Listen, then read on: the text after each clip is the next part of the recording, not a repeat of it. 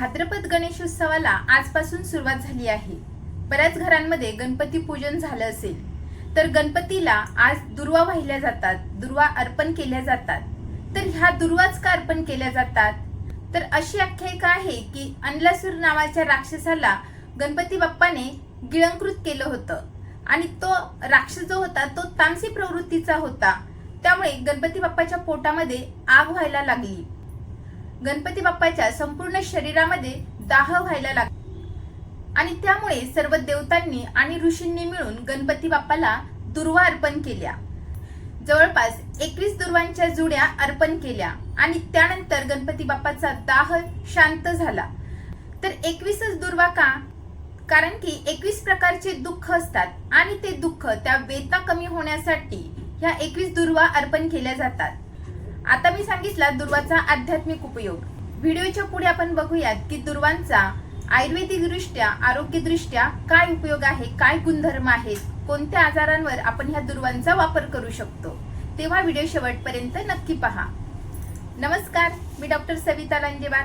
माझ्या YouTube चॅनलमध्ये तुम्हा सर्वांचं पुन्हा एकदा स्वागत आहे। तर दुर्वा यालाच मराठीमध्ये दुर्वा, हिंदीमध्ये दूब, आयुर्वेदामध्ये बऱ्याचशा नावांनी ओळखली जाते। शतवीर्या, सहस्रवीर्या, अनंता, शीता अशा वेगवेगळ्या नावांनी ह्या दुर्वेला ओळखलं जातं। आयुर्वेदामध्ये दुर्वेचे मेन 2 प्रकार सांगितले आहेत। एक श्वेत म्हणजे पांढऱ्या रंगाची आणि दुसरी निळ्या रंगाची। ह्या दोन्ही प्रकारच्या दुर्वा औषधांमध्ये उपयुक्त आहेत। तर ह्या ज्या दुर्वा आहेत त्यांचे काय गुणधर्म आहेत? तर दुर्वा ही चवीला गोड कषाय रसाची आहे, त्यानंतर ती पचायला लघु म्हणजे हलकी आहे आणि तिचं वीर्य हे शीत सांगितलं आहे, तिचा विपाक हा मधुर सांगितला आहे। एकूण एक आपल्या शरीरातील वाढलेला पित्त दोष कमी करण्यासाठी अतिशय उपयुक्त आहे। तसेच कफ आणि पित्त शमन करायला उपयुक्त आहे। मात्र जास्त प्रमाणामध्ये दुर्वा खाल्ल्या किंवा ज्यांची वात प्रकृती आहे अशा लोकांनी दुर्वाचं सेवन जास्त केलं तर त्यांचं वातदोष वाढण्याची शक्यता असते। तर ह्या दुर्वा आपण घरच्या घरी कशा वापर करू शकतो? जर आता सध्या तुम्हाला फ्रेश दुर्वा मिळत असतील तर त्याचा स्वरस म्हणजे रस तुम्ही काढून त्याचा वापर औषधासाठी करू शकता, किंवा आता साठवलेल्या ह्या दुर्वा आहेत त्या सुकलेल्या दुर्वा असतात तर त्या तुम्ही व्यवस्थितपणे ठेवाव्यात आणि त्याचा गरज पडल्यावर काही आजारांवर काढा बनवून तो काढा तुम्ही घेऊ शकता। व्हिडिओच्या पुढे बघूयात की आपण कोणत्या आजारांवर कशा प्रकारे ह्या दुर्वाच्या स्वरसाचा म्हणजे रसाचा आणि काढ्याचा वापर करू शकतो। जर तुम्ही दुर्वाचा स्वरस यूज करणार असाल तर सुमारे 10 ते 20 ml ह्या प्रमाणामध्ये स्वरस यूज करायचा आहे आणि त्याचा काढा बनवणार असाल तर सुमारे 40 ते 50 ml काढा आपल्याला घ्यायला लागेल।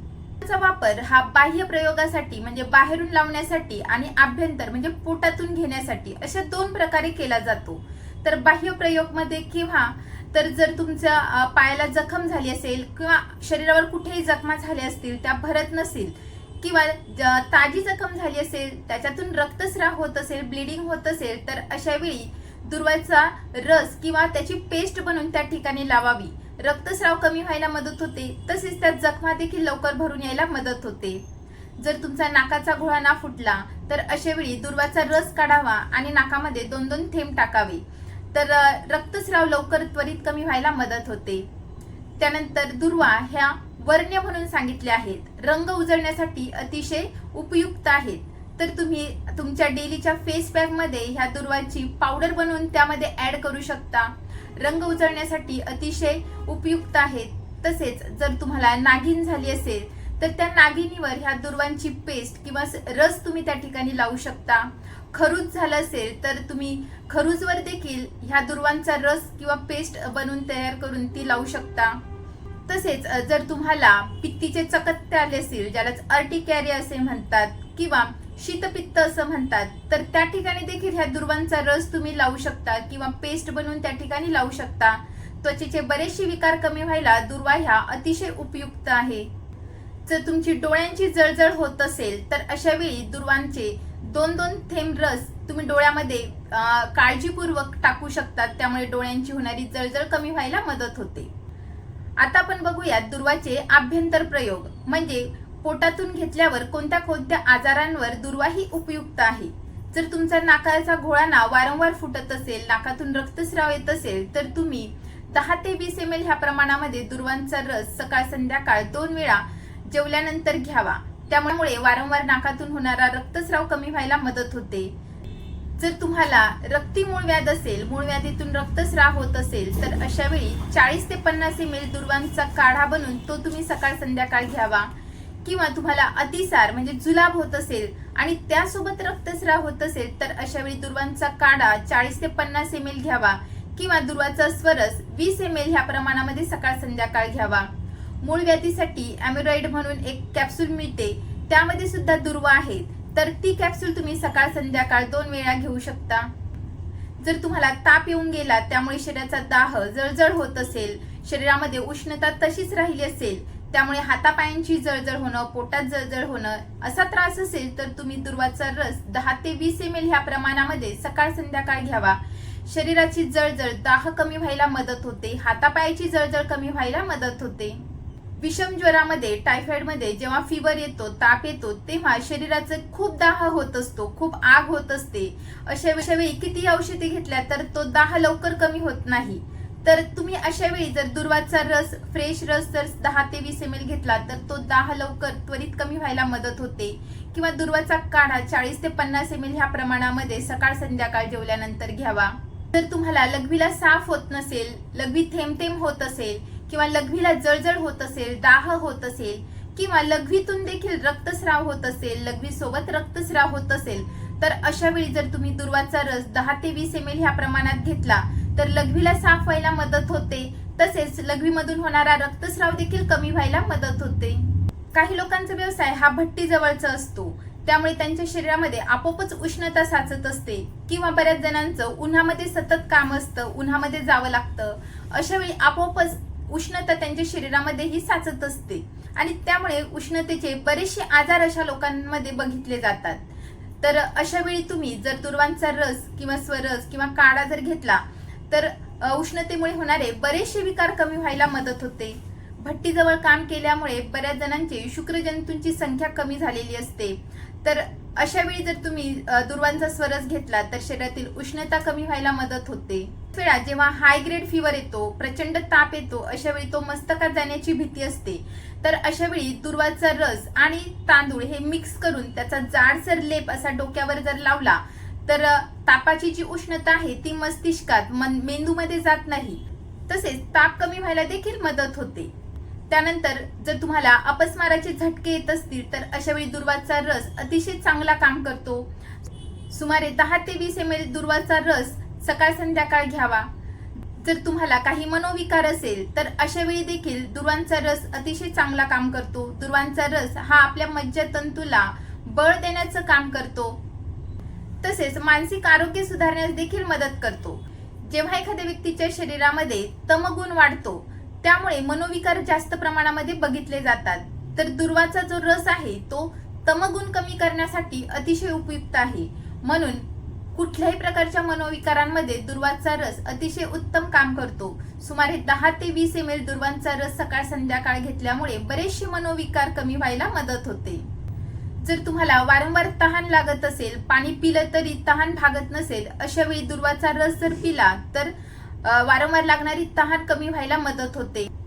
वारंवार तहान लागल्यामुळे घसा कोरडा पडतो, बऱ्याच जणांच्या घशामध्ये मग दाह, जळजळ होते, अशा वेळी तो दाह, जळजळ कमी व्हायला देखील मदत होते।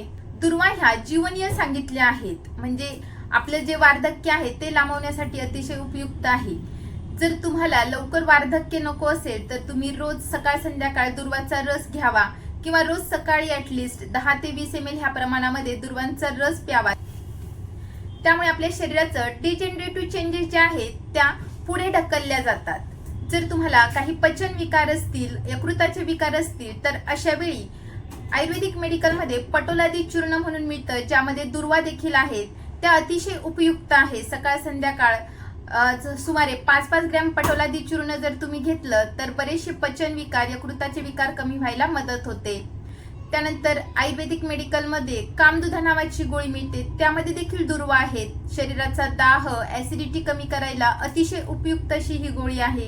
तुम्हाला विंचू दंश झाला असेल, तर अशा वेळी दुर्वाचा रस जर पिला, तर अशा वेळी विंचूच्या विषाचा प्रभाव कमी करण्यासाठी अतिशय उपयुक्त आहे। स्त्रियांसाठी दुर्वा ह्या अतिशय उत्तम असं टॉनिक आहे। गर्भाशयासाठी अतिशय उत्तम टॉनिक आहे।